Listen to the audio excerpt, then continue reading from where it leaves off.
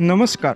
रितम मराठी दिनविशेषमध्ये आपल्या सगळ्यांचं स्वागत आहे. आज दिनांक 19 जून. आजच्या दिवशी भारतात आणि जगभरात घडलेल्या महत्त्वाच्या घडामोडींचा आपण आढावा घेणार आहोत. 19 जून 1998 रोजी जम्मू काश्मीरच्या दोडा जिल्ह्यातील चपनारी गावात लष्कर-ए-तैयबा आणि हिजबुल मुजाहिद्दीनच्या दहशतवाद्यांनी 26 हिंदूंची हत्या केली होती. जीव गमावल्यांमध्ये पुरुष, महिला आणि लहान मुलांचा समावेश होता. या घृणास्पद कृत्याने परिसरात खळबळ उडाली. दहशतवाद्यांनी दाखविलेल्या या निर्दयी क्रूरतेने केवळ हिंदूंचेच प्राण घेतले नाहीत, तर परिसरातील असंख्य लोकांच्या मनात भीतीही पसरली. या हल्ल्यातून वाचलेल्या आणि पीडितांच्या कुटुंबियांना या आठवणी पुढे अनेक वर्ष सतावत राहिल्या. हिंदूंच्या हत्येची प्रक्रिया इथेच थांबली नाही. त्यानंतर काश्मीर खोऱ्यात अनेक हत्या झाल्या.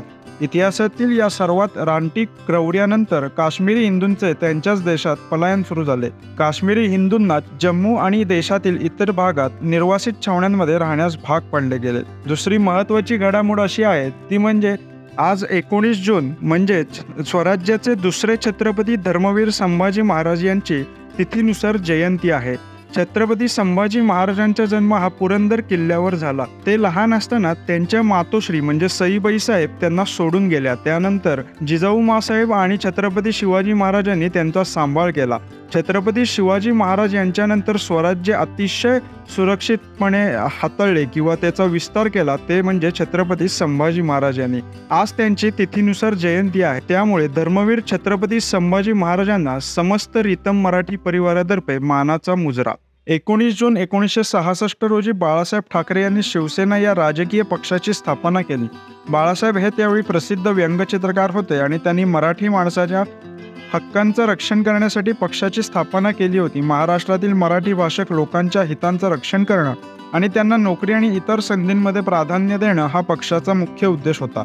1990 शिवसेनेनं पहिल्यांदा महाराष्ट्र विधानसभेची निवडणूक लढवली, ज्यात पक्षाचे 52 उमेदवार विजयी झाले. याच्या वर्षभरापूर्वी म्हणजे 1989 झालेल्या लोकसभा निवडणुकीत पहिल्यांदाच शिवसेनेचा नेता लोकसभेत पोहोचला होता. स्थापनेनंतर काही वर्षातच शिवसेना लोकप्रिय पक्ष बनला. 2012 बाळासाहेबांच्या निधनानंतर त्यांचे पुत्र उद्धव ठाकरे यांनी पक्षाची सूत्र हाती घेतली आणि ते शिवसेना पक्षप्रमुख झाले. पण 2022 एकनाथ शिंदे यांच्या नेतृत्वाखालील 50हून अधिक आमदारांनी उद्धव ठाकरे यांच्या विरुद्ध बंड करून शिवसेना पक्ष आपल्या ताब्यात घेतला आणि राज्यात स्वतःचं सरकार स्थापन केलं. 19 जून 1961 रोजी कुवेत ब्रिटनपासून स्वतंत्र झाला. त्यावेळी कुवेतचे शासक शेख अब्दुल्ला अल सलीम अल सबाह यांनी ब्रिटनसोबत केलेले करार रद्द करून स्वातंत्र्य जाहीर केलं. 1963 कुवेतनं संविधान स्वीकारलं आणि निवडून आलेल्या संसदेची स्थापना केली. असं करणारा तो पहिला अरब देश ठरला होता. स्वातंत्र्यानंतर कुवेतनं आपल्या तेलसंपत्तीचा मोठ्या प्रमाणावर वापर करून आर्थिक प्रगती केली. त्यामुळे हा प्रदेश जगातील सर्वात श्रीमंत देशांपैकी एक बनला. सध्या कुवेतची गणना जगातील सर्वात श्रीमंत देशांमध्ये केली जाते, परंतु दरडोई उत्पन्नाच्या बाबतीत कुवेत हा जगातील 5व्या क्रमांकाचा श्रीमंत देश आहे. कुवेतचं चलन कुवेती दिनारचं मूल्य 272 भारतीय रुपये इतकं आहे. कुवेतमध्ये जगातील एकूण तेलसाठ्यांपैकी सुमारे 6% तेलसाठा आहे आणि तोच या देशाच्या अर्थव्यवस्थेचा महत्त्वाचा कणा आहे. आंग सान स्यू की यांचा जन्म 19 जून 1945 रोजी झाला.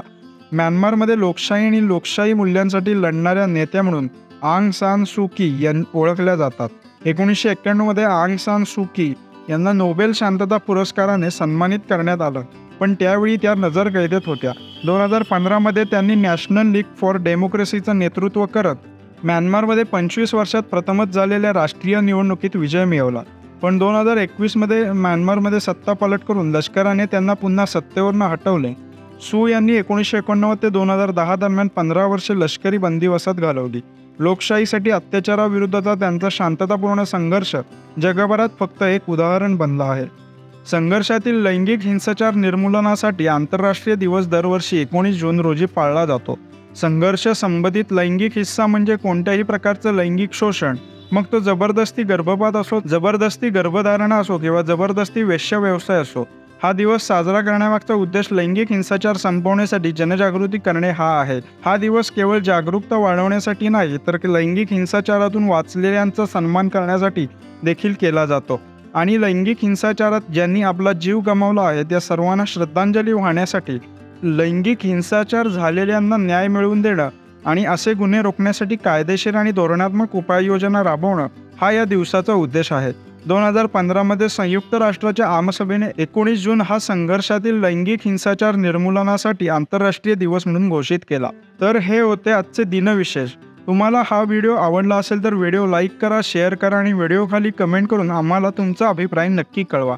आणि असेच अनेक माहितीपूर्ण व्हिडिओ पाहण्यासाठी आमच्या रितम मराठी या यूट्यूब चॅनलला सबस्क्राईब करा. धन्यवाद.